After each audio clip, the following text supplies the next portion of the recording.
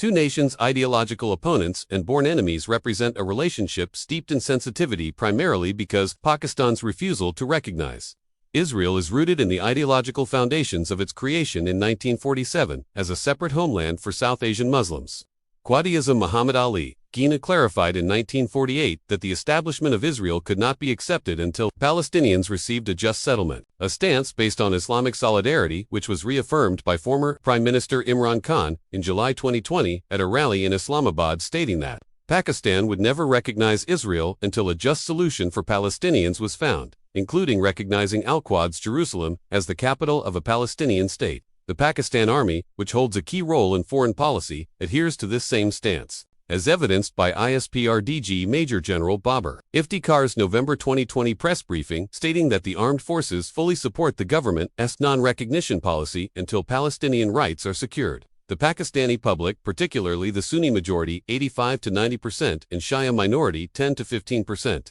also supports this position. During the 2023 to 2024 Gaza conflict protests in Karachi, Lahore and Peshawar, organized by Jamaat-e-Islami s Hafiz, Naim Yariman and Majlis Wahdatin Muslimin, drew hundreds of thousands chanting, "Down with Israel and Free Palestine." The parallel between Kashmir and Palestine, both viewed as resistance against occupation, deepens public sentiment, and in September 2023, Foreign Minister Jalil Abbas Jilani linked Palestinian and Kashmiri self-determination at the UN General Assembly, arguing that recognizing Israel would weaken Pakistan's stance on Indian-occupied Jammu and Kashmir. Geopolitical obstacles also exist, as recognizing Israel could damage relations with Iran, a Shia-majority neighbor and ally, against insurgency in Baluchistan. On April 13, 2024, Pakistan's Foreign Office spokesperson Mumtaz Zahra Balik condemned an Israeli airstrike on Iran's consulate in Damascus, expressing solidarity with Tehran. Similarly, recognizing Israel could impact relations with OIC member states that do not recognize Israel,